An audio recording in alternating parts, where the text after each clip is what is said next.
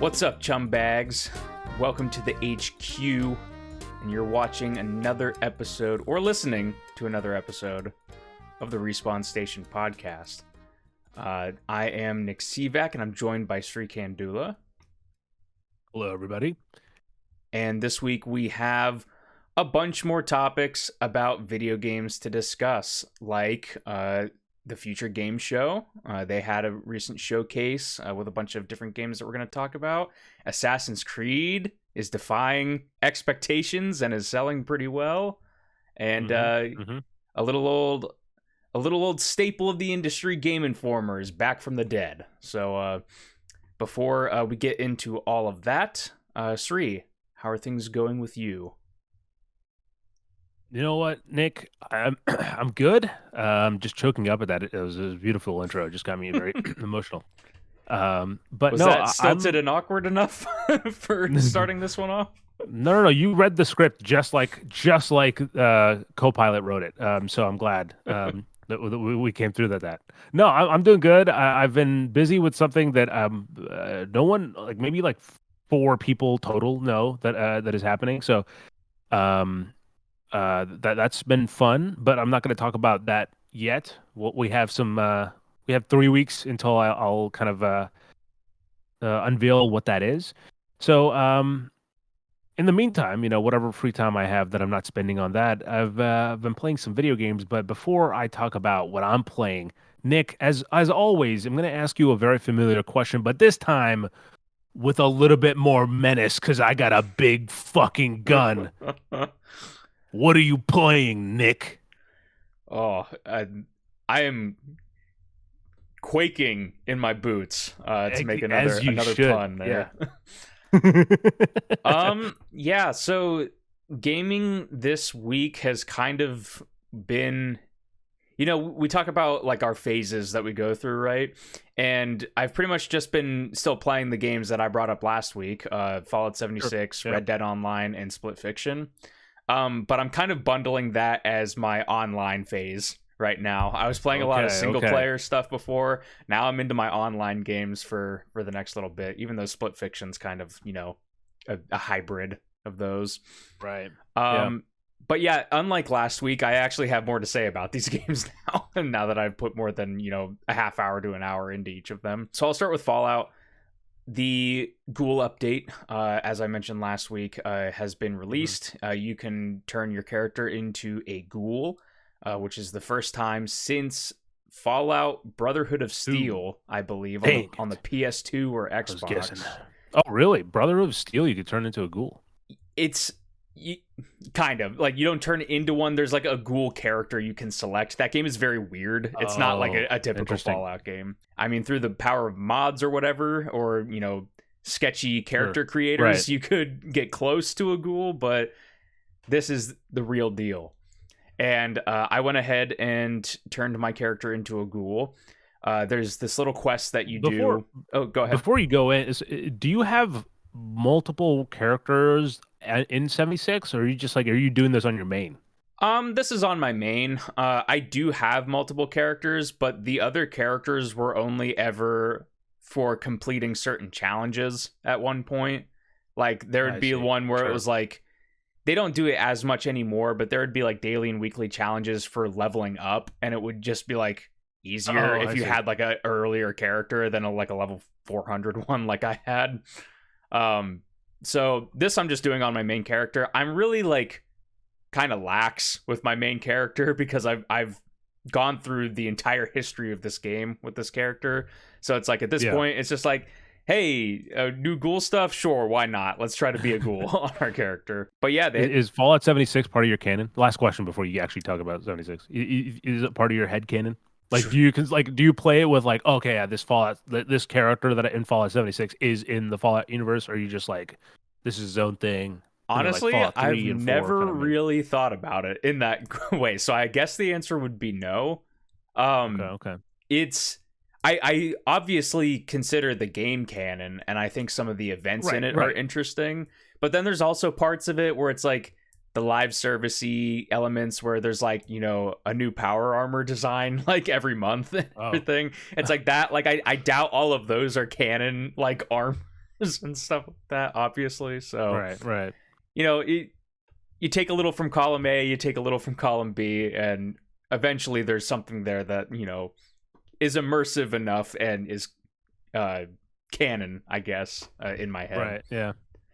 But do I think of like, Yeah. you know, my characters leaving an impact like on this universe? Not really. Well, you heard about Nick dropping a nuke over there in West Virginia? Yeah. Yeah, if they ever like try to like contextualize it, I suppose it would just be like, you know, Vault 76, we heard some people were up to some stuff down there. Like, Yeah. that's probably the extent of it. But yeah, there's this quest that you get to do. It basically, you go to the White Spring Refuge, which is a place that's been kind of built up over several updates over the last couple of years. There's like a little settlement there, essentially. And this is kicked off by a character who is being treated in the medical bay for radiation sickness. And they're like a miner that was working in this mine that you complete other events in the game at. So there's like a little bit of a connective tissue there where it's like, you know, you're dealing with irradiated ores in these like heavily irradiated areas in this mine. And so that's likely how this person got radiation sickness. And essentially they are told like it's progressed too far and they're probably going to die. And they have this kind of dream that they want to, you know, still enact while they have the ability to do so. So they're looking for other solutions. And the doctor there basically lets it slip that there's these rumors of this radiation specialist up in the hills. So you and this person go to this new location that's been added to the map. It's all the way up in the top right corner, up in some hills, as you would expect. And essentially it is a ghoul community that has been building up. They live in these like ruined buildings and this like underground kind of it's like part of like a nuclear bunker almost. It uses similar assets to the nuke silos that you can find in the game.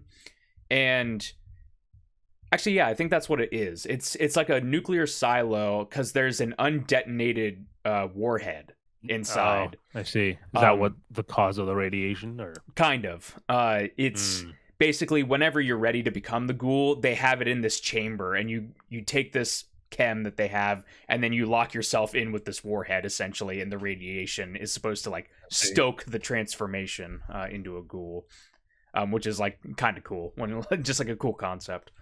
Yeah. The quest isn't really anything super crazy to write home about. You basically go with this other ghoul character that's like holding everybody at gunpoint, and you go get this item that's needed. It's some ore that's needed to distill down into the solution that this kind of crazy scientist character is working on to transform people into ghouls, essentially. And then once you have that and you return to this bunker, you set the person that you came here with on their way to be transformed, and then they're like, hey, you know, like, it might be beneficial to have more like research kind of done with, you know, people like you, if you are interested in, you know, joining our commune here and making the jump to a irradiated nightmare, more or less. And yeah, so I went ahead and did it. Basically, once you go through the transformation, you wake up and you get to, it opens up like a character creator again, essentially, and you can customize how your ghoul character looks. Cool. I kind of went for something unsurprisingly similar to the TV show for Cooper Howard's character, but my ghoul has hair and some extra scars and stuff like that. So, but in the outfit, like it kind of looks similar, I'd say, which I'm sure many people have probably done as well. But yeah, the interesting thing is that the ghoul, it's not just like a skin change, more or less. They do have unique gameplay mechanics with it. The two main important things, I guess I would say, are the glow meter and the feral meter. So when you become a ghoul, as a base character in Fallout, I should say, 76, you have a hunger meter and a thirst meter. Originally, this had more like impact and you had to like keep it topped up. Over time, they kind of sanded off the bad parts of that system, and it was like it doesn't penalize you if you don't have full hunger and thirst, but like you'll get buffed if you keep it up. Right. When you're a ghoul, those meters go away, so you don't have a hunger and thirst meter anymore. You have the feral meter. This kind of acts like a hunger meter. It drains over time. And funny enough, the way that you replenish it is by taking chems. So kind of like in the TV show when he's, you know, hitting pills and drinking tequila and stuff. Taking the chems kind of refills your feral meter. If you let it drain, you get certain buffs and certain debuffs. You get a buff to your melee strength, and that kind of is supposed to be more in line with like the feral ghouls in the game that just kind of run at you and, you know, hit you with their hands. If you keep it full, then you have, you know, your stats are more closely set to like where you have them by default. Like there's no debuffs or anything like that. The glow meter is the other meter, which is the one that I more so focus on, because you can have like a feral ghoul kind of build, or you can build around glow. And that is essentially if you go to an irradiated area or drink and eat irradiated foods, you get this glow, and essentially it's a second health bar that builds over your normal health bar. So this then feeds into the other kind of big area of gameplay tweaks, which are ghoul-specific perk cards, which are like new abilities that you can only unlock if you are a ghoul character. And so some of these perk cards will have like, you can expend a little bit of your glow meter to do extra damage with your attacks. Sure. Right. Stuff like that. You can expend a little bit of glow to reload faster. There's some really cool ghoul-specific perk cards, including one that kind of eliminates stagger, which is like really big because you get staggered like all the time from different attacks or fall damage or stuff like that. So it's been really fun experimenting with new perks, and it's just really refreshing that there's like a new way to approach the game now. Right, yeah. For a player who's, you know, kind of experienced all of it. Exactly. And what I really like, and it was something that like, you know, I would daydream about, you know, thinking about future Fallout games, right? Where it's like, yeah, they really should, you know, radiation should be scary in these games, and oftentimes it doesn't really feel scary. Like it's like you get like a rad meter build up, but then you just pop some Rad-X and rad away and it drains and you're back to normal.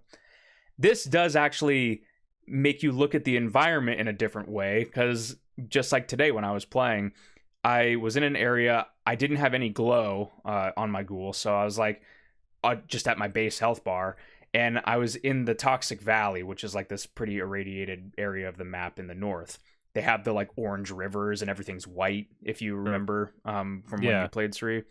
And basically I just went over to the river, which is, you know, heavily irradiated. I jumped in and just started drinking water to get my glow meter up. And it's like, that's just like a way on my normal character that I would avoid the water typically. Right, yeah. And now it's like something that I want to actively seek out to be able to take advantage of these benefits and stuff. Not to mention being able to just walk into a nuke zone and not have to wear power armor or radiation suits or anything like that. Yeah, pretty fun. The quest is pretty short. There's a couple of other small locations that you can go to with fun little like lore things. Like there's a place nearby the ghoul settlement that it was like a crashed vertibird, and there was a bunch of radiation there. And then you can find all these notes from these, I think they were soldiers that were there. And basically they're all talking about this thing called the Last Door. And there's this blocked off door in the settlement. And basically what was happening was like they were turning into feral ghouls, and they would send people in through this door and they would never come back out. And you can like unlock the door, go through, and there's just a bunch of like ghoul enemies that are like roaming in this like little field area. So there's like cool little things like that they've added in. And yeah, just having fun. I'm already through most of the new content, so now I'm just kind of messing around with the new mechanics. And is there a proper like storyline that you go through, or it's really just a quest? Like it's stuff? Not like a full storyline, like an expansion. It's just like do the quest, get, you know, get ghoulified and then go have fun and do the season. So Get ghoulified. Yep. the one other thing I wanted to mention about it that I find interesting is that in a weird way, it kind of adds context to the TV show now through this update, because for many people, there was the scenes in, like, one of the most notable scenes that sparked some discussions were the shootout in Philly, and how when everybody's like attacking the ghoul, he's like getting shot in the back and everything, and just kind of like walking it off like normal, and people are like, that doesn't really make a whole lot of sense. They're not like supposed to be like walking tanks and stuff in the lore. But now through this update, we have context that like, yeah, if they're heavily irradiated, they have more health, they can kind of take more shots. And also, whenever you turn into the ghoul in game, you take this unique kind of inhaler, and it looks fairly similar to the one that the ghoul uses in the TV show. So they're definitely trying to tie in some stuff between those two different projects, which I find fun. I don't know how other people would find it if they're just like, they're just putting in a nonsense excuse to why he can take 20 shots. If they're still playing Fallout 76 at this point, I think there's no objection. You know what I mean? That audience is long gone. If they were going to complain about tie-ins to the hit TV show, right? There was also one other thing I just remembered. Previously, whenever I was talking about it, I said that the game director had mentioned that there is an in-universe explanation for if you want to revert back to your human form that like covers it. And I kind of laughed when I came up to it in person, because like it is in universe, but it's also really not. Like, it's you're talking to the scientist, and basically there's a dialogue option where you can be like, can I like turn back if, you know, I don't like it or whatever. And then the scientist essentially says, you know, it's probably going to be permanent unless we're in some sort of virtual world where things can be reset back to previous states of existence and matter. But, you know, sucks that we're not there or whatever. It's something along those lines. And it's like, okay, sure. So very meta. Sure. Just being, a little meta joke for it. I mean, hey, I enjoyed my time with Fallout 76. I just haven't been into a live service sort of online game in a while, but I mean you're on fire, because I know I see you playing Fallout 76, and then occasionally I'll be on my PlayStation playing a game that I'll talk about soon, and I'll also see that you're playing Red Dead Online. Yeah, definitely put in a couple more hours on Red Dead Online, getting more of a handle on that. It's been a bit of a learning experience, because it does play. Broad strokes is similar to the single player, but there's a lot of like kind of small changes that add up. Like the combat's a lot faster in online. Obviously, the Deadeye mode doesn't slow anything down. Kind of similar to Fallout 76, honestly, with VATS. Sure. But yeah, I've done a little bit more of the story. The missions haven't been like that crazy so far. It's a lot of like group up with people, go do this thing, return to this other place and get paid, essentially. I played with a couple of my friends. Also, I've kind of roped them into getting into it and giving it a try again. So that's been kind of fun, just being able to posse up with friends. Obviously, it's going to be a different experience when you get to play with friends versus doing it solo or just playing with randoms. So that's definitely kind of improved my overall enjoyment of Red Dead Online also. And yeah, it's very repetitive, I would say that. There's a lot of strangers on the map, and usually in the single player, when you go talk to a stranger, it's like the game's version of side quests, essentially. And those quests in something like Red Dead 2, a lot of them, some of the best story moments happen in those side quests. In Red Dead Online, essentially every stranger so far, of which I've done maybe like 5 or 6, I'd say, essentially just boils down to go break this person out of a prison cart or go get this wagon and bring it back. It's like very much the same. I've done that probably 20 times now.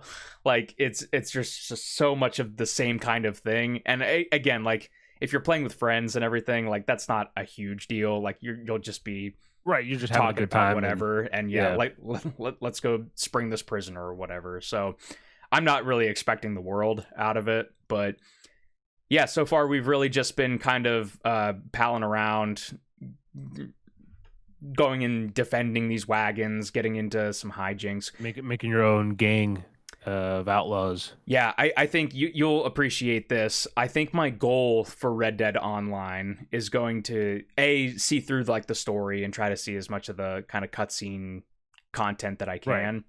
Um, but I randomly popped a trophy, and I was like, oh yeah, I forgot there's online specific trophies, and so I pulled up the list, and I was like, Oh boy. let's see what some of these trophies are. And so I think my goal is going to try to be to complete the trophies that are specific to online, which Dang. in my How many are there? I think I have like 7 or so that I Okay. haven't had unlocked. But in my not bad. research, they're like it'll take a little bit of playtime. I have to hit rank 50 for one of them, which sounds like a lot, but like I'm already ranked 20 only after playing for like a couple days. So I think you level up pretty fast. The thing that's going to be a pain is there's one that's like own 5 horses at the same time. And I was like, that shouldn't be too bad. I go to the stable and it's like, okay, you have to pay $100 for the second horse slot. Then you have to do $150 for the third one. And then you have to do $500 for the fourth one. And it's like, you make like $20 on some of these side missions. So it's like, okay, this is going to be... Gotta hustle. Yeah, this is where the grind is going to kind of come into place. So, but yeah, I'm having fun with it right now. Already starting to feel repetitive. It doesn't hold a candle to the single player, obviously, but it's been fun just to kind of play around with the Red Dead mechanics again, and also kind of learn these like unique kind of elements that the online mode that, you know, the story mode doesn't have. Like there's like passive abilities that you can unlock, and they're tied to cards and stuff, so you can have things like take less damage when you're on your horse and deal more. Is the eagle eye thing still a thing in online? You know, like where you like kind of like stop and so you can do that in multiplayer? Like So with like do you mean Deadeye or Eagle Eye? Because that is two different Deadeye. things. Deadeye. Deadeye you can do in the multiplayer, but it doesn't slow down. It's all real time still, so it'll paint targets on the And enemies then you that you're can press shooting them all, at. like fire them all at once. Yep. I see. Okay. Eagle Eye you can use to like scan your environment and stuff, and that still works exactly the same as Okay. as the base game. But Fair yeah, enough. really fun. And the one thing that I do appreciate also about it is in the you haven't played it. I don't want to spoil it. But Okay. there is a part of exploration that becomes available at the end of the story that I never really partook in because I was pretty much done with the game by that point, that I'm now able to partake in online, is how I'll phrase that. Interesting. Okay. I appreciate you reserving it to not spoil it for me. Because you definitely should go back to it at some point. I won't be the breathing down your neck on that, but you should definitely see it through. I will. I absolutely will. All right, so let's both tackle this, sort of like in co-op, because we've both been playing Split Fiction, not together, but we have both been playing it. At this point, I'm about 4 hours in. Maybe 4 hours in roughly. And I will say, as a quick update on my part, it's more of what I said last time, which is that this is like just a really well made game, and it's really impressive. Kind of the fun ingenuity of the game on a technical level, and then also in a narrative scale. Like, if I was to really be picky about it, I do think that some of the character stuff I'm not like a huge fan, like in terms of like I don't fully like, part of the conflict between them I feel like is a little bit forced, at least in my opinion. For sure. But I agree. But that being said, I think that the kind of they at least they come to a resolution really fast too. So like they move past it as much as they can. Like they literally, it builds up and it builds up, and then they have like one kind of like what the like argument, and then they're like, okay, I see why I see what's going on, and Hmm. then they're kind of on the same page. Literally, a one sentence separates conflict from Yeah, resolution. yeah, and you love to see it. And so other than that, I think yeah, like on a just a level of fun, the game is just it's just a lot of fun, and pound for pound, it's just like moment to moment, it's just a good time. Hmm. Yeah. What about you, Nick? Obviously, we're still working through it. I was watching a bit of your stream playing it because there was a scene specifically during uh the bike sequence in the city, Sure. Yeah, where you have to do the phone the sequence. phone. Whenever we came up to that part, I was dying of laughing. I thought that was Yeah, so funny. it, Like just all of it the just different, keeps going. yeah, all the layers that it keeps opening up, and then you have to open up terms and conditions and read through that stuff. Like, I'm sure that Yeah, there's even jokes in there that, like, if you pause it or something, that right. you Yeah. know, there's funny stuff in there. So yeah, I watched a Did you bit guys of. make it through that? Like, did like, or Yes, did you not? yeah, Okay, first okay, try we got through there. okay. We did not, Yeah, we but discovered it pretty works out. early on that, like, well, obviously with it being the first try, that like it's kind of designed for you to get to a certain point and then just not be able to beat it on the phone. Like, I think like the letters on the phone or something switch when you have to type in the word and stuff, and it gets all hairy like that. But Yeah, yeah. yeah, currently, as at least for like a check-in, I'm not really sure how far we are. I'm sure that we're probably pretty similar, but my friend and I were in the Ice Wizard Palace essentially. Okay, okay. I think we're right. We're close by. There's ice there. I'm not sure exactly what point. Did you go to the Have Monkey you? King yet? Yes, we did. We finished the we finished the Okay. Monkey King boss Yeah, sequence. we're only like a little bit past that. So, Okay, yeah, yeah. We literally, I think we did that, and then we like paused it after a little bit after that. So which okay, that was okay. hilarious too. I was Did you laughing play during the? that. Did you? Are you playing through the side? I forget what they're called, but there's like side optional stories and stuff. Have you been playing Yes. through those? Yeah, anytime we Uh, come across them. they're fantastic, but also that pig one is crazy. Like it's like uh it's so interesting in terms of like it sets up this really fun, whimsical, like you're farting and you're jump like you're like a spring, and then all of a sudden like the cut to just you're a fucking hot dog, like that is yeah, a crazy well, that that crazy experience. that bit when you're going down the slide and then it just empties into like a meat grinder. Yeah, It gets yeah, just out of yeah, nowhere. yeah, and then you're like, whoa, like, yeah, it takes a second. Yeah, yeah, yeah. It's crazy stuff, but yeah, I mean, it's really reminds me of old school kind of like I don't know why, but it feels like a PS2 game. Maybe it's because like it's the generation that kind of where we kind of grew up, and there's a little bit more of a culture of like, hey, like, oh, you want to come over and play something type of thing. And split screen was Um, more prevalent during that generation for right. sure. Yeah, and like so, I feel like this is really harkens back to that game. I don't know if all of Hazelight Studios games do that, but this one specifically for me, Hmm. definitely does.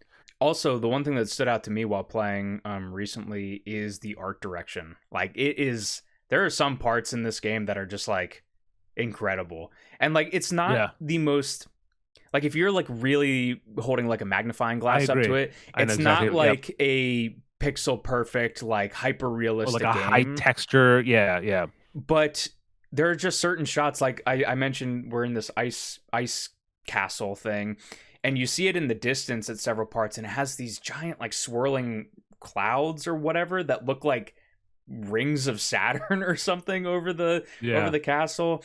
I noticed in the bit that I was watching of your stream where you're in the city and it's doing the gravity thing where one character is like on the bottom while the other was on the yeah, top, and it has like the almost like the Spider-Verse like inverted city shot, yeah, yeah, and it's yeah. like they the camera work, I guess, too, in combination. Like, there's a lot of really Right. cool little transitions and ways that they frame two very different perspectives and different kind of situations on screen. Like, they find really Yeah. creative solutions to make it so that And it's not that confusing.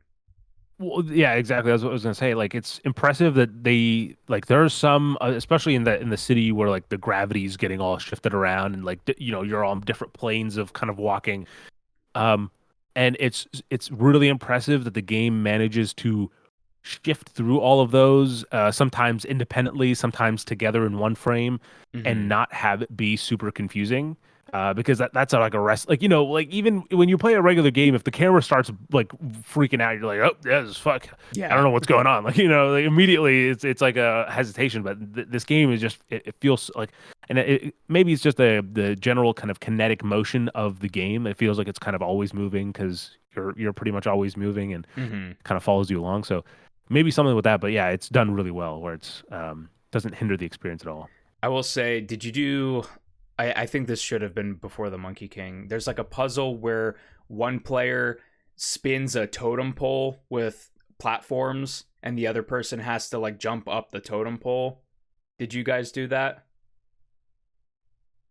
I don't remember. Okay, maybe Well, go not. ahead. You can I, explain it. I Go was ahead. just gonna say, yeah, one player essentially there's this totem pole that has these stone slabs that comes out of it, and the player controlling the Oh totem yes, pole, yes, yes, they yes. they can Okay, yes. spin sections of it, and they And can then it also sticks out certain retract. parts and then goes back in. Yeah, Yes, they yeah, can yeah. extend and retract these platforms. Me and my friend, this was like the hardest boss that we've come across so far. We could not coordinate and get this jumping It pattern was a down. fucking pain. Yeah, it was a Eventually, pain. we got so far up to the top, and then I was the person doing the platforming, and I messed up my jump, and we were both like, "Oh my god!" And then thankfully there was a checkpoint like somewhere Oh, in the yeah. totem pole, but it was just like, holy hell, we could not get synchronized on that.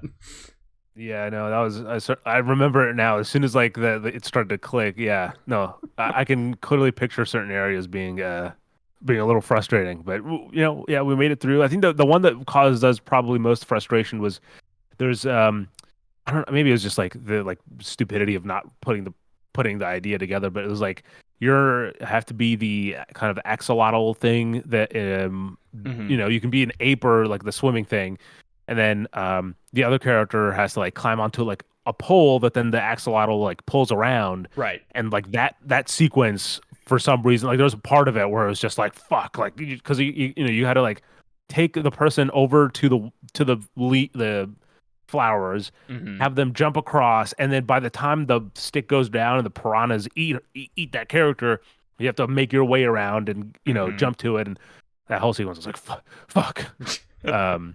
Took some time, Yeah, but yeah, no, there's definitely a lot of situations in the game that like I would that say are, test. yeah, they're definitely a test of skill to get through some Yeah, areas and coordination. I, yeah, I want to say they don't but really hold your hand. They do in some ways, but in a lot of ways they kind of let you fail, which I think is also it's nice that it's not just like kind of a cakewalk to go through the game. right, yeah. That's fair. So we'll have more about Split Fiction as we both keep playing it. So come back, next week. Like see what we got going on next week. Um, but now it's time for me to talk about what I have been playing. The chunk of my main gameplay over the last few days. I've been traveling back to the year 1984 to play a game called Karma the Dark World from indie developer Polar Studios and publisher Wired, I believe, is who's publishing it. And now the game is described as a first-person psychological horror game, though a lot of people, kind of the general public, might say that it's just a walking simulator. And I do think that's a fair assessment because a majority of what you do in Karma is walk around and solve puzzles. But we get enough of these kind of walking simulators in for review that I know at least that they run the gamut of both quality and execution because essentially every kind of game of this classification comes to the table with its own ideas, its own commentary that it wants to make, and it's just kind of draped across a familiar foundation of kind of gameplay mechanics that these games typically have, right? So, with all that said, Karma is uh, has you playing as a secret agent, a roam agent called Daniel McGovern, and he's working for the Leviathan Corporation Thought Bureau. And if the words 1984 and Thought Bureau ring any bells to you, it's probably it's what this game is drawing upon. Mhm. It's very much so inspired by the idea of this, corporate overlords and corporate oppression. And instead of Big Brother, though, I keep punching my mic because I'm just so worked up about corporate overlords. Um, instead of Big Brother, it's Mother. So Mother is kind of always watching, and she's this AI program that's kind of running, like managing people on behalf of Leviathan. And so Mhm. you are working for their thought bureau, and you're working a case which requires you to not only investigate kind of physical, real life clues, and like snoop around real locations, but also you can dive into their mind. You can dive into suspects' memories and kind of sift through what they got going on in there, and maybe like unpack some of the trauma that they've experienced. Gotcha. And it's took me about 7 hours to kind of complete in its initial run, and then I did go back and experience certain parts of the game again, as well as kind of did some general light trophy cleanup here and there. But overall, I think that the game is good. Like I enjoyed the experience. There's definitely some frustrations with it, and that kind of comes with a the gameplay being like the puzzles, especially, right? Like we'll talk about the puzzles being sort of a double-edged sword because, on one hand, I played through this game with a notebook right beside me. So, I was like taking notes and being like, oh, like I wonder if these numbers are significant or whatever, and I'll write it down, or like these symbols or whatever. Mhm. And I always think that's a plus, right? Like whenever you have to have a notebook for one of these kind of games, especially when you're playing as someone like an investigator or an agent, it's like, oh, I'm in character. I feel like I'm doing the thing. And so that while that's good, the other side of that is that sometimes the puzzles feel a little bit surface level in terms of, uh, you know, okay, yes, you did have to look at the security camera footage to find out the time that's on a clock on a painting that someone said that they were using as the password for their desk locker, right? Oh, geez. Sure, Yeah. sure, you have to do that. But at the same time, it's like the dude, the painting was just in front of the dude's desk, and so he's just using that as the as the time. Like he's like, okay, there's a clock in that painting. That's a 4-digit number I can use for my code. Sure, Mhm. but that's not even the only.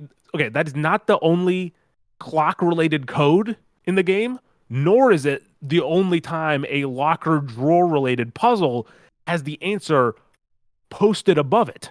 So it feels a Ah, little, like when you look at it like that, it when you dig too deep into the puzzles, it's like, okay, you know, there's maybe not enough like maybe variety in like the solutions for the puzzles, or not too bad. It's just like when you like start thinking about it like on a structural level, it's like, okay, well, okay, what are we doing here? Like are all these people incapable of remembering a 4-digit password, or like, there's okay, weird stuff like gotcha. that, like that kind of maybe holds the game down a little bit. You can buy But one speaking person doing that, but like right, five, it starts to look weird.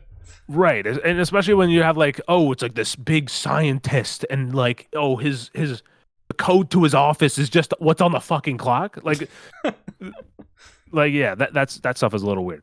But speaking of kind of digging deep, though, part of the his investigation is he has to dive into the minds of these suspects.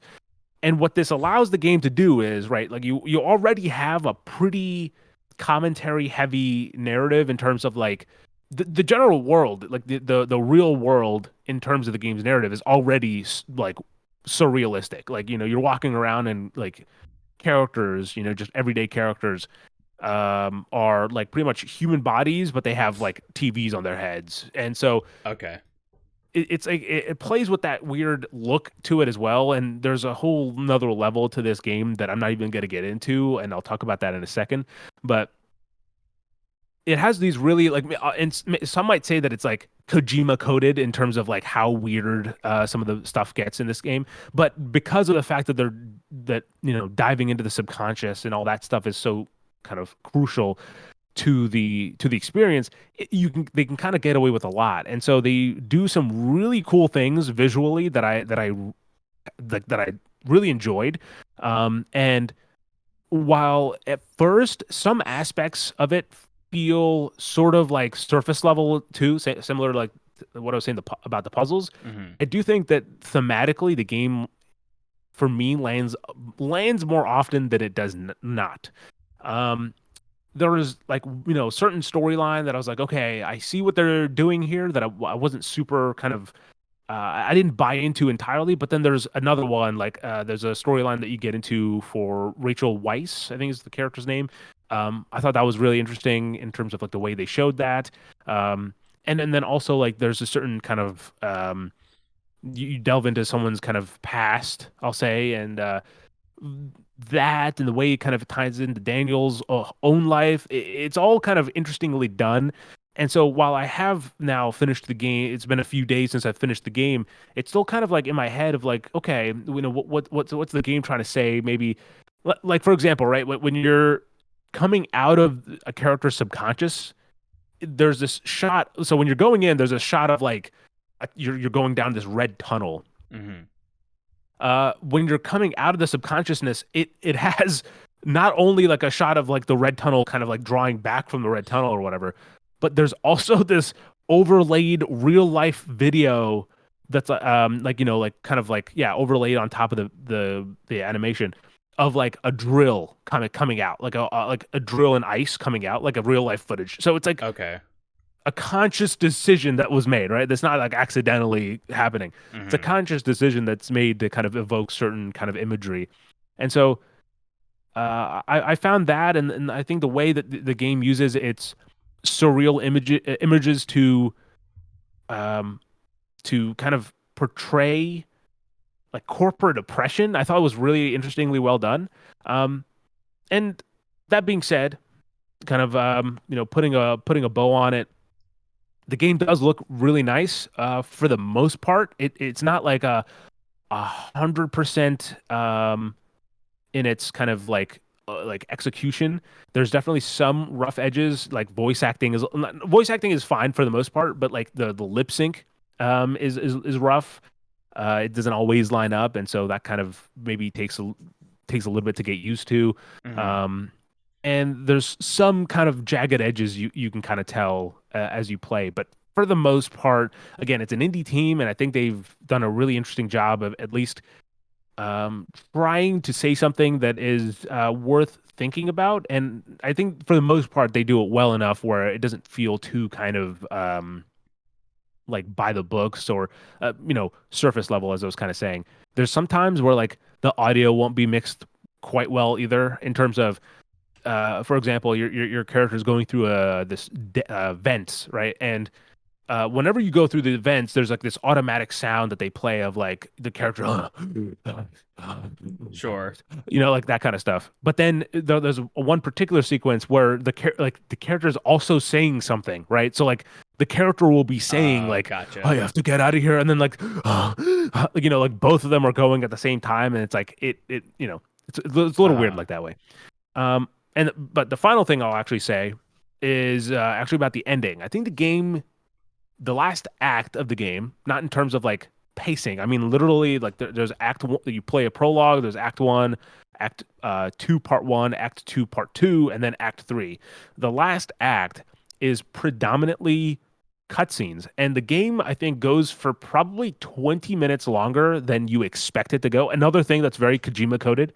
And it's not always for the better. Like it keeps going, and it certainly tries its best to answer some questions, but it certainly leaves some questions unanswered. And so I don't know if it's like a play multiple times and see maybe it makes more sense later. I hear you saying like Kojima coded and stuff like that, and it's with certain games that are trying to evoke that sort of style. I feel like a lot of them kind of come up short in actually executing it properly. With like a Kojima game, like, yes, it's wacky and it's out there, but like if you're paying attention, like the out there stuff is there for a purpose and it connects and is interwoven in the narrative. It's built up, it's paid off properly. I feel like a lot of times when people are trying to go for a Kojima-esque experience, they kind of read that as like, well, I just want to be weird, right?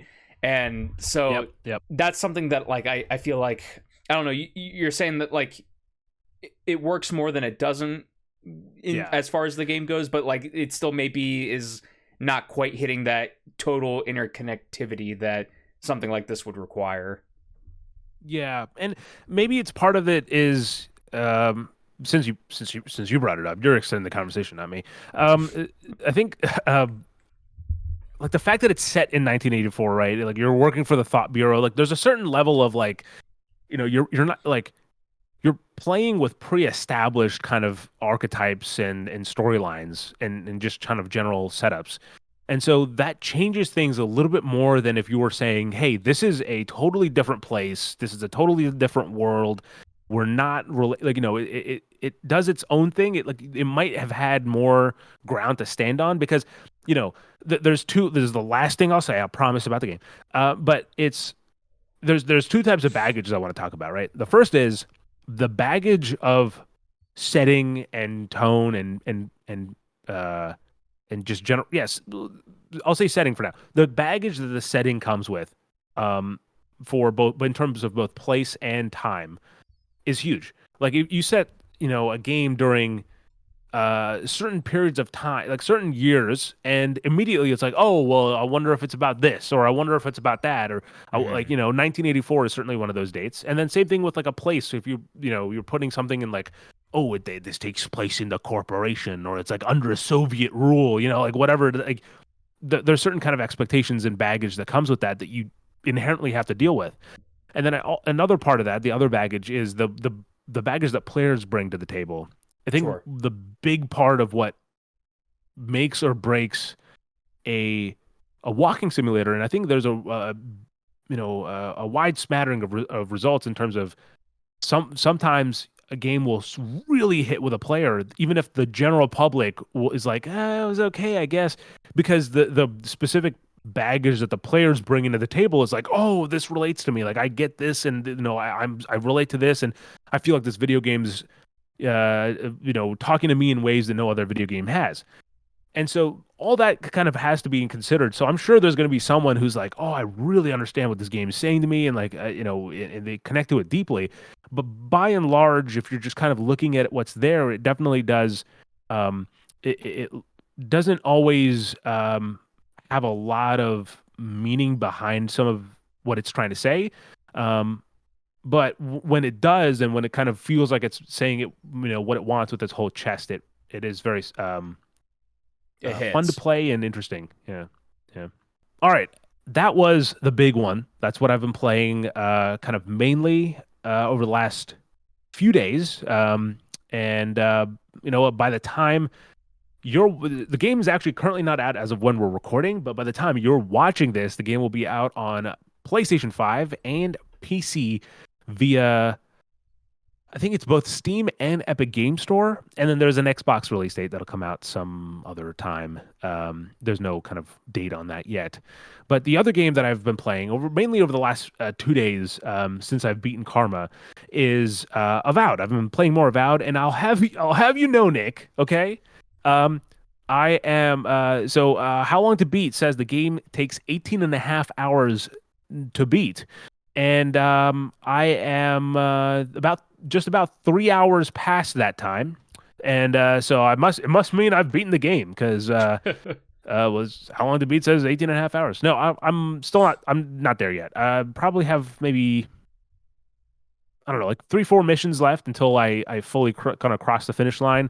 Gotcha. Um, and since I've kind of been instead of like I feel like I might not have a full, one stop shop review for Avowed because Hmm. I've been kind of saying my thoughts as I keep as I play. So for today, what I'll say about Avowed is the game has this. That was a heavy sigh. You probably know exactly what I'm going to say. Like you know the tone of what I'm going to say when I as I started talking. So the game has a this voice that just it appears in your head and it sort of kind of whispers in your ear like only you can hear it, and I'm not going to say what that voice is because like it's a spoiler that you kind of find out like maybe 15 hours into the game, right? But what it essentially does when these moments happen is you'll be in a dialogue exchange, right? Like, you're kind of like talking or whatever. And then all of a sudden, like the camera will just zoom in on you and it's like this close-up shot, and then, like the lighting will change, and then you're like your character's just frozen and you hear like someone like the blood boils, the hens are cooing, the pigeons are pittering, like, and then it's like what happened? And in real life, in the game, the characters are like, what happened, dude? You just fucking zoned out for a second. And this dude, totally, in my opinion, ruins the pacing of the dialogue sequences, Oh, jeez. especially in the late game, because, I'm going, in the late game, this voice kind of becomes more active. Hmm. Truth be told, at the start of the game, you have the choice to pretty much tell that voice to shut up, and that's exactly what I did. But then late game, as it kind of gets more and more involved in the plot, you kind of have to listen in a little bit more. And so like and also I think the reason why specifically, along with just having this voice interlude or intercut your regular conversations, another reason is because it'll it'll literally be like this. All right, so like imagine we're you and I, right, Nick, Hmm. you're an NPC, I'm the main character as always, and we're talking. So like you'll say something, like you'll say like, oh man, I had chicken for dinner, right? And then it's like chicken, the craving, I crave the chicken. It's like some stupid, and then it's just this anyway, and so it's Uh, like a poorly edited film where like you could have cut that, like just trim that out. If you were watching it in a movie, you'd be like, just take that few seconds out and hmm. tighten up the pacing. But I'm guessing it's the game kind of engine or whatever, like kind of like, okay, let's do this shot and then go back to the action, and it struggles to, yeah, it's weird the way it does that. And then also, as if that wasn't bad enough, I just made this really crucial big decision right, the last time I played, which was a few hours ago, earlier today. I made this crucial decision that like impacted a lot of people, and it's similar to kind of how Dragon Age Origins does it, where you have two people in your party that are actively kind of joining you on your quest, but then there's more people that are like at your camp, just Sure. kind of chilling out, and when you go back to the camp, if you after you make a big decision, the characters are like, "Hey, like, what? Let's talk about what the hell just you just did, dude." Mm. And a certain character was confronting me, and I was like, "Oh, this is getting a little bit interesting." I wonder because in Dragon Age Origins, spoiler alert for Dragon Age Origins, um, but like at a certain point, at the very end of the game, like if you make a certain decision, a major character who's been with you the entire time will be like, "Fuck you, dude, I'm out of here," and you'll just leave, and you just don't see him again. And Mm. you can do that for multiple characters in that game too. In this game, I was wondering, I was like, "Oh, like I wonder if this character will like leave, or like I wonder how this argument will shake out." And then right as I was like, kind of getting my interest was getting piqued, the fucking game crashes, and then I'm like, "Oh, Aw.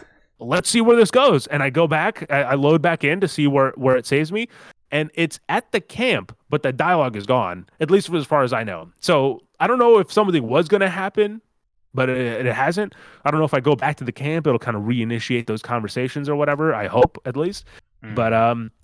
Yeah, a little bit of a damper update on Avowed, but There's yeah, one thing that I'm yeah, curious about, Sri, and it's the combat. Because a lot of the times in Bethesda style games and Obsidian games that are, in the Bethesda style, right? Like your Outer Worlds, your Avowed, yeah. those sorts of games. I find that, and a lot of people find, they kind of share this thinking that, like, the combat, while fun, after a certain point just kind of becomes the same. There's no like increased challenge. There's no real Right. adaptability. I feel like, especially in something like a Fallout or whatever, you find your guns and that's what you're sticking with the entire game. Have has the combat in Valve kind of evolved at all, or do you think that it's still just kind of fighting like the same kind of enemies from the beginning to the end? I'm a little bit. I don't know if I can accurately answer this, only because, uh, like I said at the start, whenever I first started talking about Avowed a few episodes ago, the game. I've been trying to play the game in sort of this character that I, like that, like in an RPG sense, right? Like I'm playing as this character, and canonically in the universe that this character belongs in, he's used axes. Like it's like an Sure. axe is kind of his signature weapon. So I was like, oh, let me stick with the axe and kind of use that way. Um, and then I'm like 15 hours in and I realize, okay, this is not the best game for this kind of role playing. It doesn't. I don't. At least I don't feel like I'm empowered enough in terms of like my decisions of both dialogue and kind of action to be like, oh, this feels like right. And Sure. so I decided to then be like, okay, well, fuck it. If might as well check out some of the other stuff. So then I like, occasionally I'll equip a book for spells. And there's also guns in the game. And so I've just earlier today I started equipping the arquebus, which is a exquisite arquebus, I believe is what it is, or an exceptional one. Well, it's a purple one. It's like a high rarity one, and so it's been fun in terms of like seeing the difference because it does actually change the way the game plays. The not just the way it looks, but the way that the builds, like you can do different builds of your character. And one thing to the game's credit is if you put your characters in one point and then all of a sudden, say if you do what I do and you're like, oh wait, I really enjoy the arquebus. I'm like, I want to use guns from now on. I believe you can. It's only like a few hundred coins that you have to spend, and then you can get all your points back that you can kind of reallocate to whatever Gotcha. So you build can like you want to go respec for. to whatever Yeah, suits your fancy. yeah. But I honestly I do think that like the combat is what the two things that are carrying this game so far for me is the combat is actually pretty fun, and the flow of it is really like one like there's like certain times where like you know you'll get in, you get a hit, and then you'll like dodge out right as like a move is happening because you can kind of dash out of the way, and then you go back in with like a power, like you can have certain abilities on your hot bar. You can you pop one of those, and then if you hit like at the right time, like certain times of attacks, it'll start like a there's like a almost like a finisher, but it doesn't always kill them. It's like this kind of cool move where it's like slow motion, and then bash, and then slow motion, whatever. Hmm. Um, and so that stuff is fun, and then the art direction is consistently this game's art design is just stunning. And so it's one of those games where like I find I'll kind of just slow down and be like, oh, let's take this vista in for a second, and then continue on our way. Yeah, I'd still like to pick it up at some point and give it a try, but I'm also waiting with bated breath for each of these weekly podcasts to get the update on it. It's in a weird way, it's kind of like your Starfield diaries, just like checking in at the different progress points. Yeah, yeah. No, exactly. And so I'm looking forward.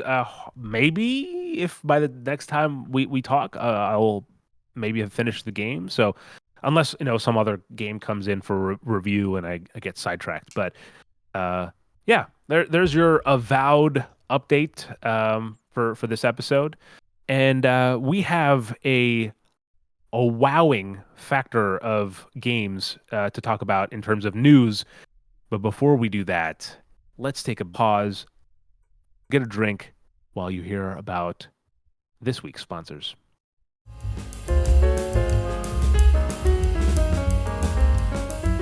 Can you get the fuck out of here? We're in enemy territory, Alexa. You're just like, hey, let me hover around here real quick. I was looking. Oh, you went right crashed into up the fucking above a fucking. Oh, God. You, I didn't know there was you one hit there. a helicopter. Oh, I don't didn't even know know. it was there. Alexa, let's talk back. And we're back. And let's start off nice and simple, Sri, with a feel-good kind of announcement. Indiana Jones and the Great Circle, winner of many of awards last year, at the end of last year, is finally coming to PS5. April 17th. There we go. April 17th. So less than a month at this point. The reveal video for this was really cool. I don't know if you didn't see it. It's stars co-stars Nolan North alongside Troy Baker, and it kind of makes a little bit of Nathan Drake references here and there before they drop the news that Indiana Jones is coming to PlayStation. Yeah, this was a really fun video to watch. I liked.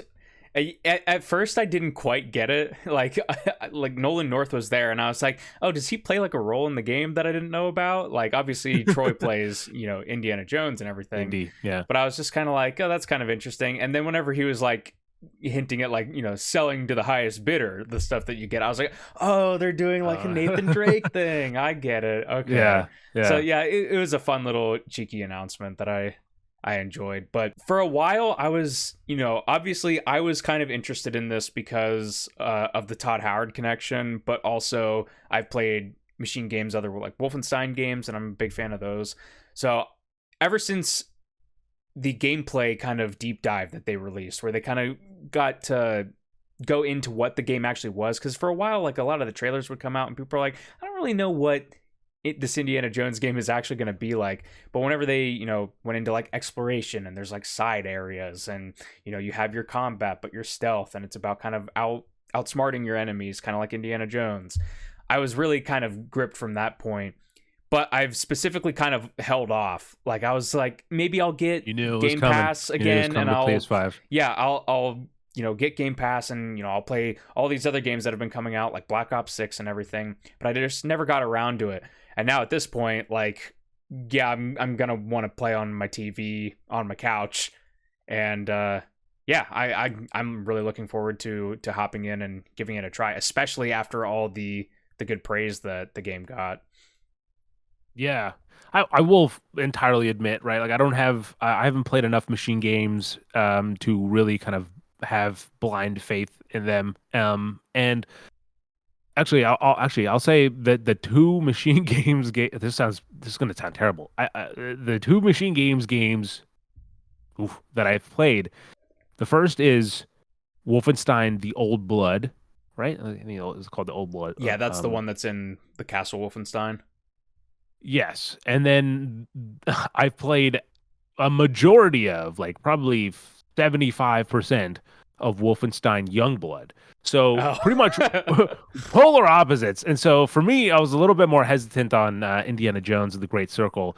But that being said, when the reviews came out, and I was like, "Oh, this game seems to be a hit," and I was very happy that they were able to kind of keep that at least the general legacy of success going, because I think Youngblood was maybe a side studio. I'm not sure if it was like in-house entirely or not. But what I find interesting though is it was like a 5-month exclusivity then to Xbox. Yeah. Which means I'm curious to see what other games come from that deal. There's obviously Avowed, where we were just talking about it.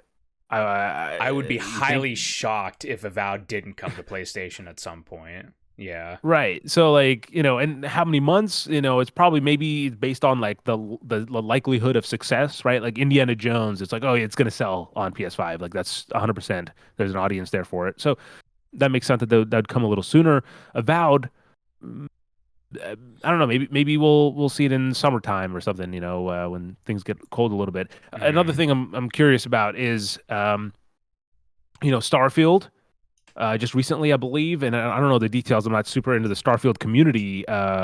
Nick, maybe you're a little bit more in touch, but I believe someone was in the kind of community files for Starfield, and they found the PlayStation logo in there.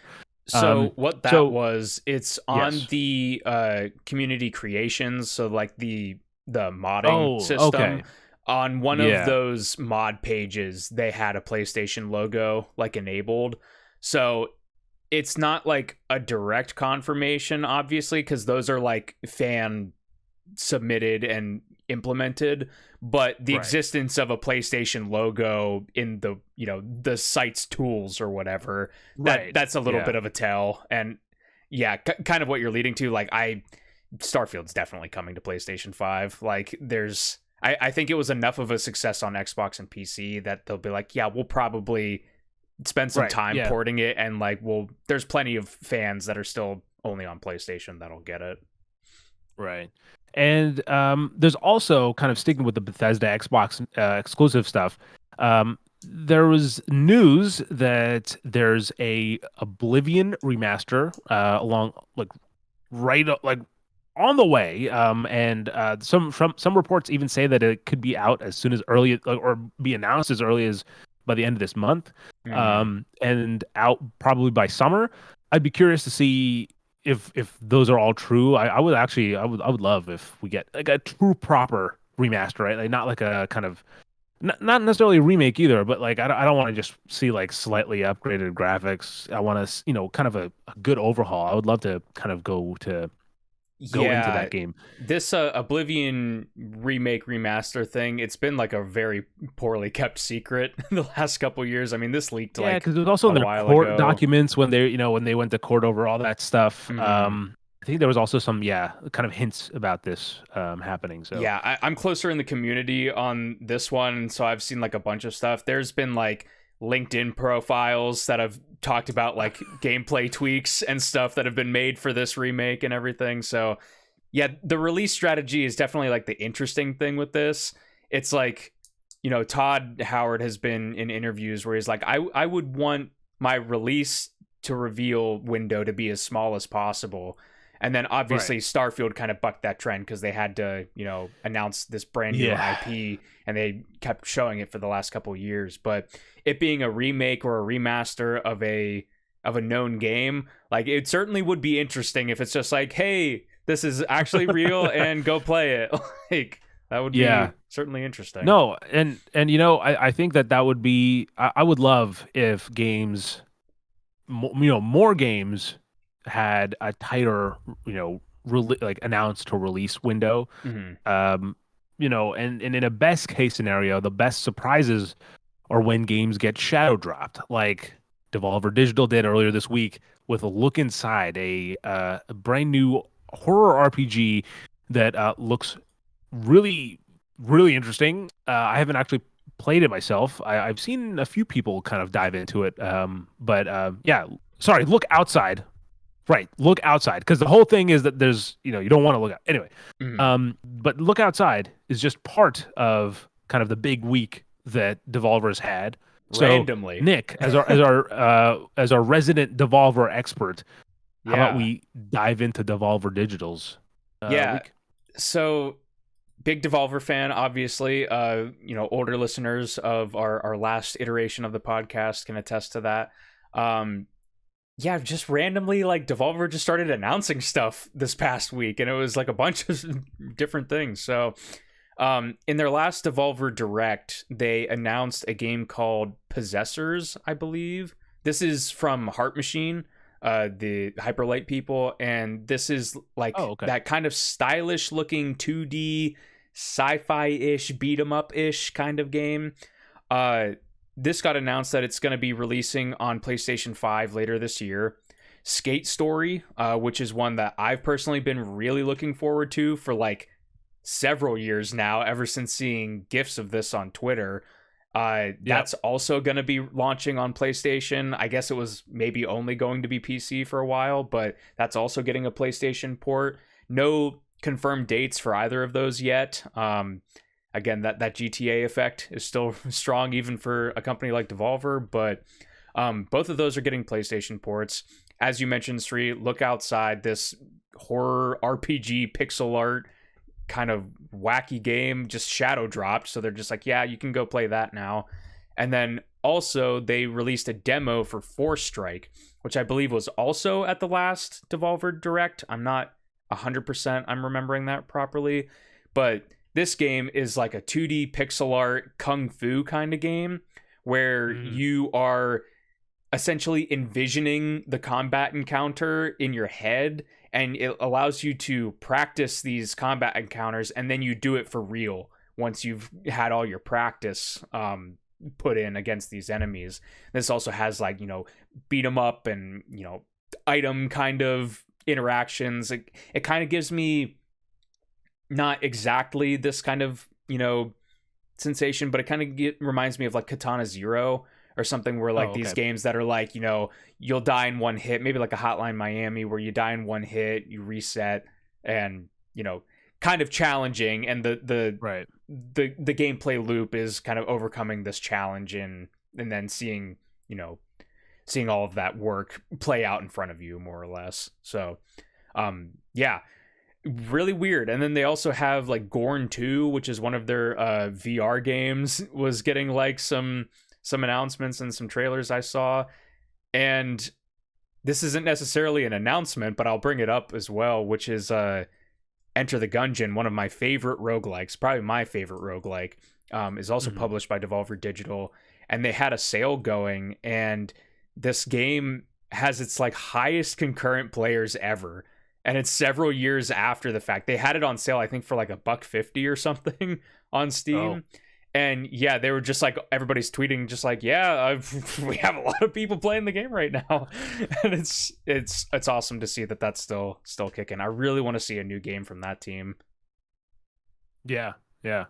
No, that's one to look out for. I don't know when that would be, when you could expect it at this point, but yeah, their last thing was Exit the Gungeon, which was like an Apple Arcade and Switch thing from like a couple years ago. So who knows? But Enter the Gungeon's great. If you were able to get it on sale, enjoy that, people. Yes.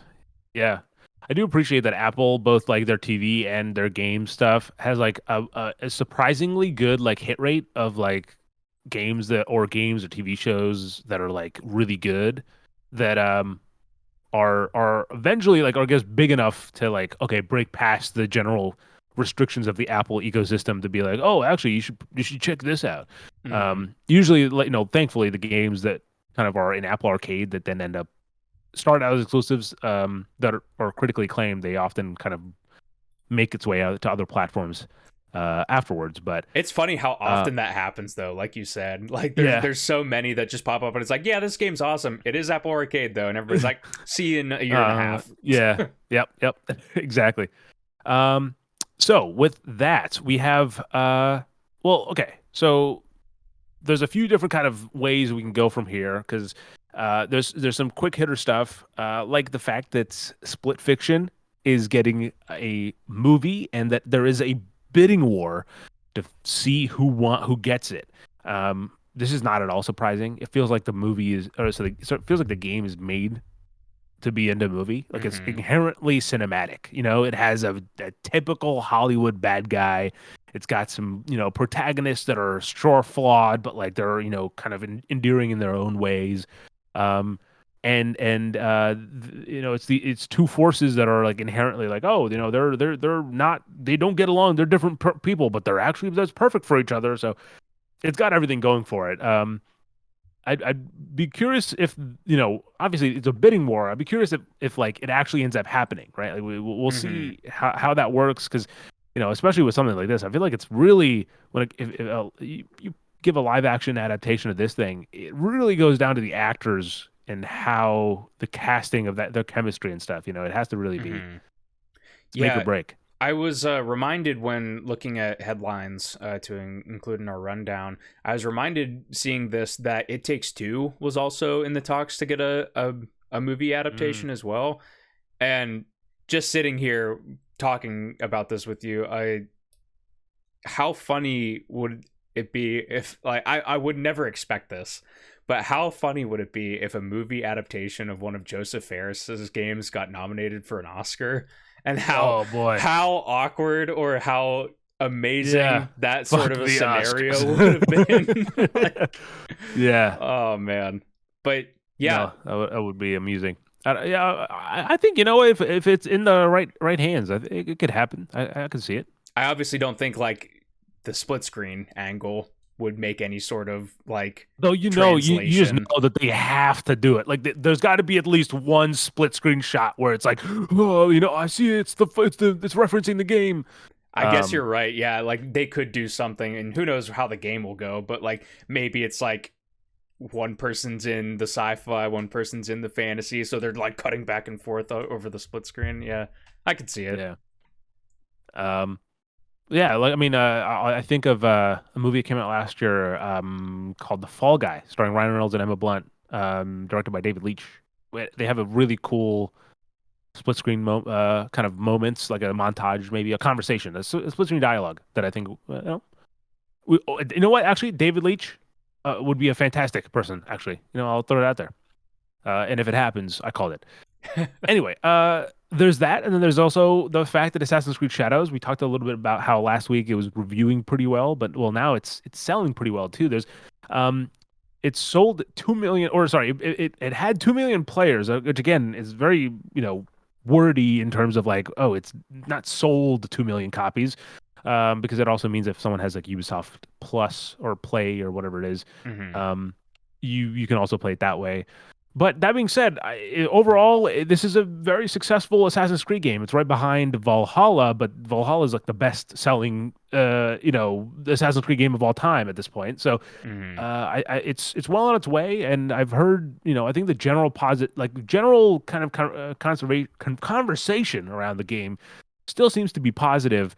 I think it's actually interesting. At least I find maybe it's like I'm in the obviously the niche of like video game coverage, so I find a lot of video game personalities, like video game developers even, are coming out to kind of be like, yeah, I like Shadows. And, if you're talking about this controversy, you're kind of stupid. It's like, I appreciate the support that it's getting. I'm curious with you being a resident Ubisoft mega fan here, Sri. When are you I'd hopping be in? hard about Ubisoft. What? Sorry? What? I didn't know what you were Yeah, are you gonna hop into this? I know we reacted to the trailer when it first came out, and we were all like, finally Yeah. they're doing feudal Japan. So where's your hype level, I guess, on this right now post launch? I feel like I've been constantly trying to talk myself down from it. At this point, I'm coming off of what is likely to be like a 25-hour game with Avowed, Mm-hmm. and my alternation is I want to get a shorter game in, and I say shorter like 10 to 15 that I would consider to be a shorter game, Right. comparatively.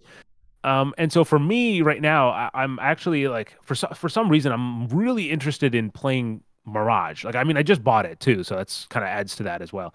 But if I was to return to Assassin's Creed right now, I'd probably go to sorry, not Avowed, um, Mirage. But it's like every time I hear it, like I'll have people when I'm like kind of streaming Avowed, I'll have people be like, "Oh, I just finished playing Shadows." I'm like, "Oh, interesting," and so definitely gonna be.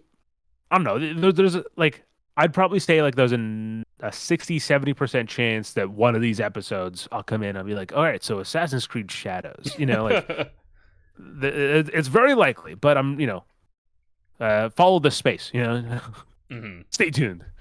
Um, we're not going to get into the weeds about Assassin's Creed Shadows and what it means for Ubisoft yet, because I feel like Ubisoft's position is so inherently unique that I don't know if like one game one game is not make or break.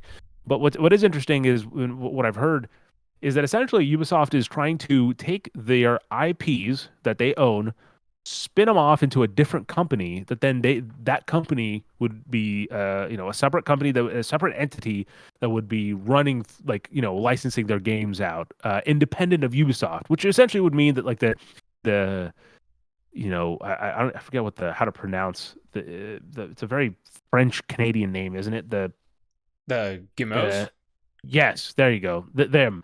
They would be able to retain ownership of Ubisoft still, because at this point it's pretty much a family business. But but then they can still have their IPs be licensed out for kind of other games. So like, Assassin's Creed being one of them, Far Cry, the Tom Clancy's Ghost Recon, like Are you that saying kind of something stuff. like the Rogue Prince of Persia that they're doing? Something kind of like that, where it's like another dev Something team? like that, but yeah, but it's essentially like it's done to like specifically they would do it just to avoid the kind of being under the name of Ubisoft, where Ubisoft has all this kind of prior. I can't believe I'm using the word baggage again in this in this episode. But like Ubisoft has a certain kind of baggage to it that comes with it, as well as like there's like a certain amount of people that are kind of already working at Ubisoft that are part of that cost. Whereas this entity with this company would be just, hey, we are new, we own all the IPs, and it's essentially for portfolio management in more or less. And that's kind of what I believe Embracer did when they were going through the shitter with the deal being pulled, and so they had to like recover a bunch of money, or Sure. they were essentially losing money, so they had to kind of get rid of some IPs and stuff. That's kind of what they did back then. So that seems to be one of the things that Ubisoft is currently thinking about. But of course, their latest kind of official update is we're currently assessing to see what is best for the Ubisoft, whatever. So Right. um, Say something well, without saying something. exactly. So we'll see what happens with Ubisoft. But Assassin's Creed Shadows, I'm glad it's doing well. Now, the Future Games show happened a few days ago, and it is very long. It's like 3-hour showcase. And so we're not going to talk about all of them, but I will shout out a few that came to mind. Obviously, Nick, I know you have one that you really want to touch on. Yeah, FBC Firebreak. Remedy coming in hot with another release here. Obviously very different from their usual fare, but this trailer kind of sold me on the game. The first trailer that we saw last year, it was like it's out there, right? And you're not expecting it. It's a very like Band-Aid pull kind of moment where it's just like, Right. oh, this is the next Remedy game. But this, like, what they're doing with Firebreak seems so interesting. It's almost like a Left 4 Dead style game set in the Control universe. You're going after sticky note monsters, and there's these crazy weapons that you get to use. It's from a first person perspective. So they're just doing a lot of really kind of fun and different things with this pseudo spin-off sort of game. And yeah, I'm here for it. I definitely want to hop in and check it out. It seems like it might be, not hitting the highs of some of their single player games, if I were to guess just out of the gate, just based on the type of game that it is. But for us, over several episodes, this year and last year, talking about like live servicey kind of games and of this ilk, for this to come in and be like, oh, I'm actually pretty interested in this, I think is a good sign early on. Yeah, so to quickly fill in those of you who might not know what's going on with this one, so FBC Firebreak is a 3-player co-op first-person shooter where the Federal Bureau of Control's first response unit must contain an escalating paranatural threat. So this is going to be coming out in summer of 2025. That's the kind of vague release date you get for most games at this point, who don't know when the gigantic meteor that is the GTA 6 will launch. I forgot what GTA we were on for a second. So first of all, congratulations to Remedy. I mean, they're going indie, baby. This FBC Firebreak will be their first self-published game, and it'll be coming out on PlayStation 5, Xbox Series XS, PC via Steam, and of course Epic Game Store, because Remedy and Epic. But also, this is described as a mid-price title, so probably like somewhere around like $40, which is I think where Elden Ring Night Rain also kind of sits. Mm-hmm. And it's available day one on Game Pass through Game Pass on PC and Game Pass Ultimate. But also, if you have PlayStation Plus Extra or Premium, it'll also be available there on day one as well. Some other quick hits that I'll shout out from the Future Game Showcase. Oof. We have Revenge of the Savage Planets. It launches next month on May 8th, close to next month, on PlayStation 4, PS5, Xbox Series XS, and PC. So keep an eye out for that one. That one looks really, really fun. There's also I Hate This Place, a surreal isometric survival horror game based on Kyle Sparks and Artyom Topolin's comic book. It's launching Q4 2025 from Broken Mirror Games and Skybound Entertainment, and is essentially it's part of a new horror label under Bloober Team, who's of course known for most recently Silent Hill 2, among Layers of Fear and The Medium as well. So I hate this place. Also coming out soon, 80s inspired comic book style. It looks cool. There's Pioneer. It's I believe with one less letter. It's Pioneer. And this is described as a post-apocalyptic MMO shooter that was also kind of showed off a new gameplay trailer during the Future Game Showcase. So that one essentially, lets players go through an open world spanning 50 square kilometers, and it blends PvE and PvP action, along with hopefully some good narrative storytelling as well. One game that honestly I wasn't sure how I'd feel about, and honestly, it might not be a game that I would normally play, but seeing an action, something about it, I thought was really interesting. So this is Into the Dead, Our Darkest Days.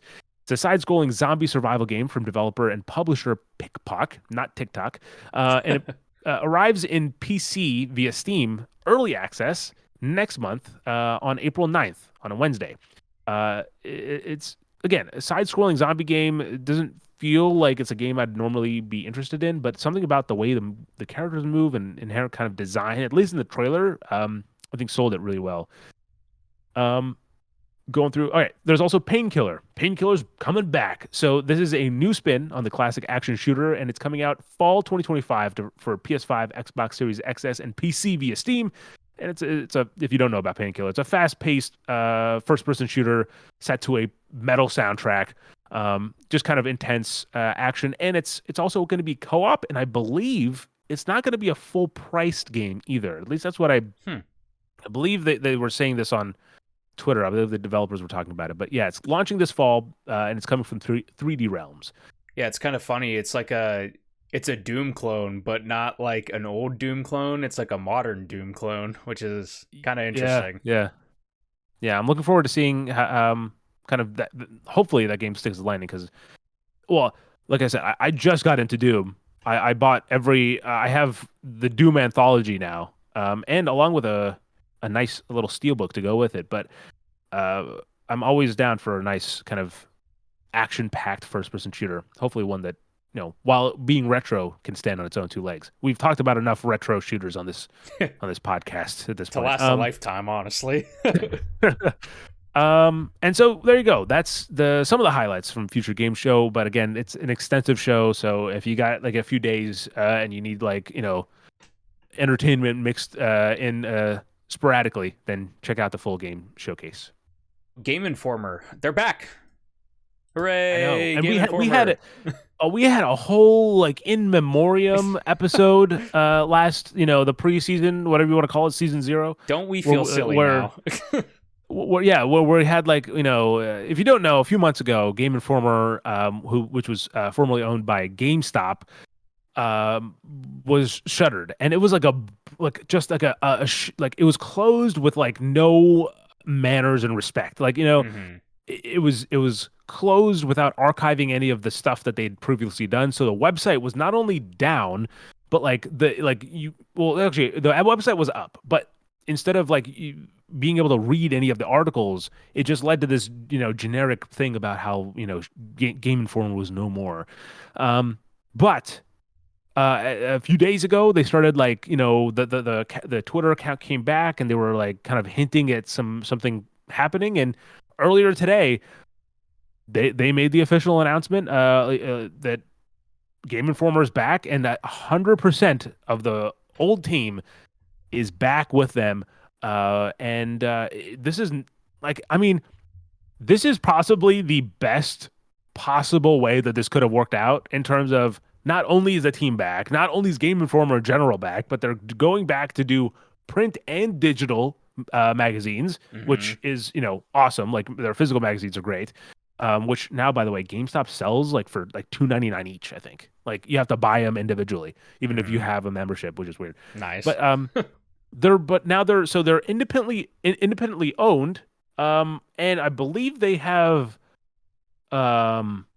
No, sorry, they're owned by someone else, but they're run independently. Is that what it is? Correct. I think Yeah. it's something. Okay. It was a little bit confusing whenever I was watching their announcement video, but yeah, they were purchased by this separate like company or group, but then they basically, along with the team, were just like, yeah, like just you're gonna be running the show here. Like your integrity is, what's most important about all this stuff. Right. So yeah, very cool. And something that I thought was really cool too is that, like you mentioned, like the website's back up now.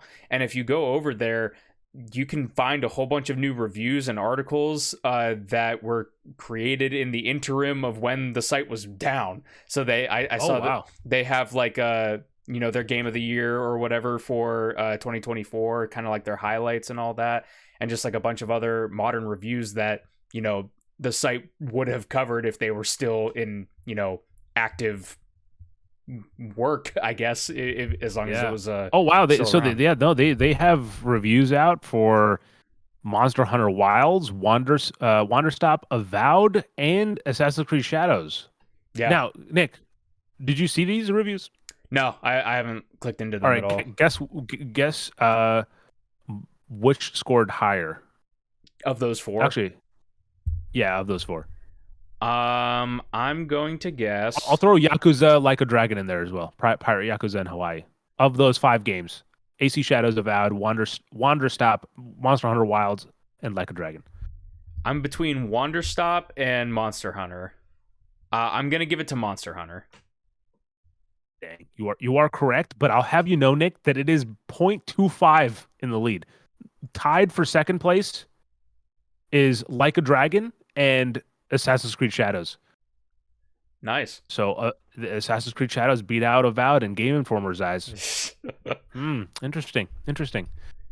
Another reason why I might pick it up. But anyway, no, it's awesome. I didn't know that they came fucking pre-stocked like this. I mean, putting us to shame.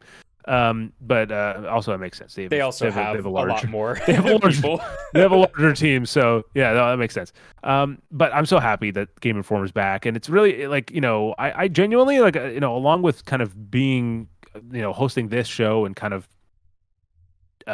just being involved in the games industry to the degree that probably Nick and I are more so than just the average gamer, I'll say. Mm-hmm. But like I genuinely enjoy reading kind of the what Wesley is writing, or like Kyle Hillard. I mean, obviously he's also on MinMax, but I'm really like reading kind of reviews from these people and seeing what they have to say, because I always feel like I pick up something from them. So really cool that their Game Informer's back. It's awesome. Like I'm genuinely really happy about it. Definitely seems like a couple people hit the ground running as soon as that initial news kind of broke, because this was pretty quick turnaround, I would say, only like a couple months being away.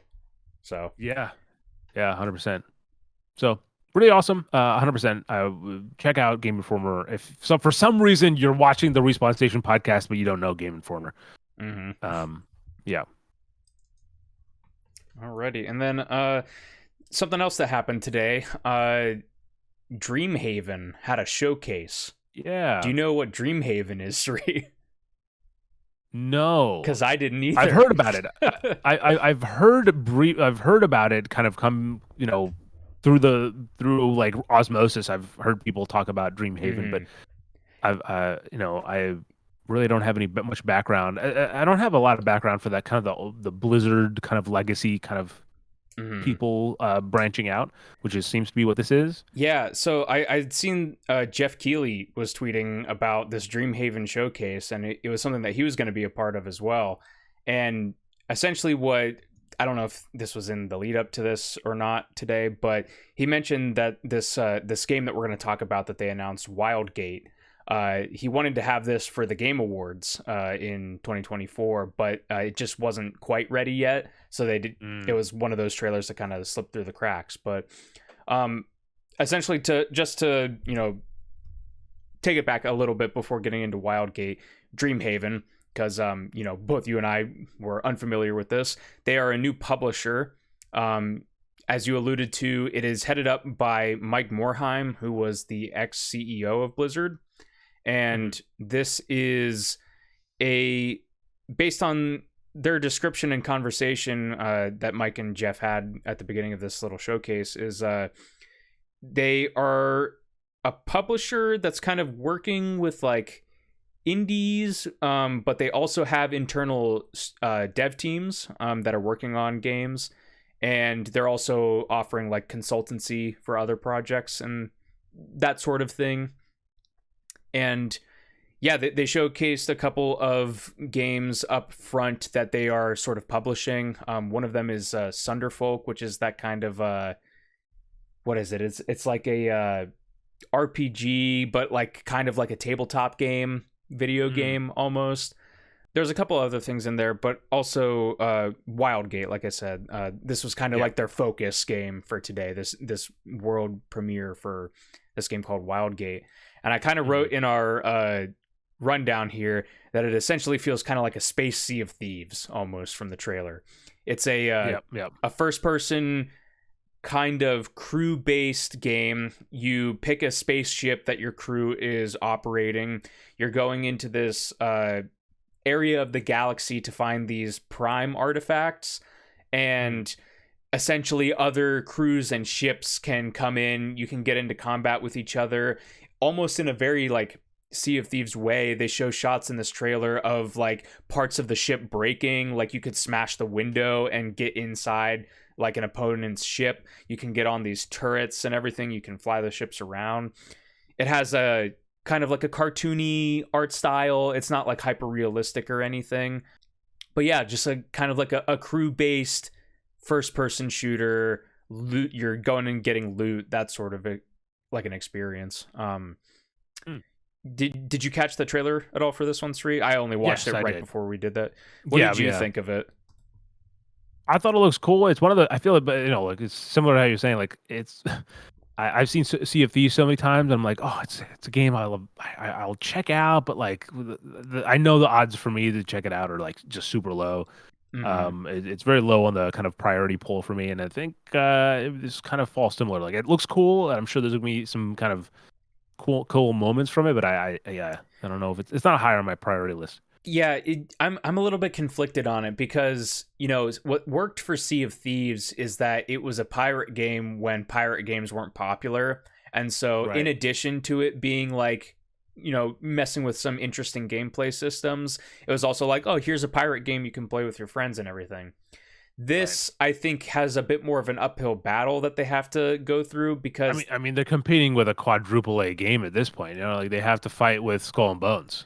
Yeah, they have to fight with Skull and Bones. But just even there's so much space stuff. Like we're back in the hardcore the space like genre right now in the industry at large.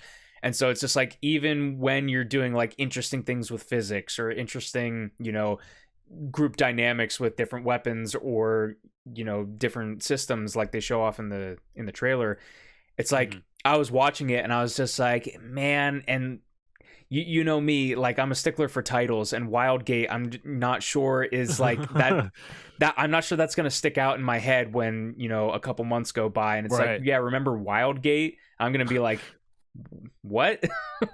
Yeah, no, I say yeah, definitely. Like it doesn't look bad. Like that's the thing. No, like, it doesn't look bad by any chance, but it's just like there's parts of it where I'm just like, okay, like the gameplay looks fun, but like there's not really much that's hooking me specifically and telling me like, hey, Wildgate, put that at number 1 in your hype list. Like, yeah, I'm curious what the lifespan of that game will be like, but obviously, you know, I'm hoping that, you know, any game that I'm even kind of cautious on, I hope surprises me and kind of blows me out of the water. But yeah, we'll see how Wildgate comes out from Dreamhaven.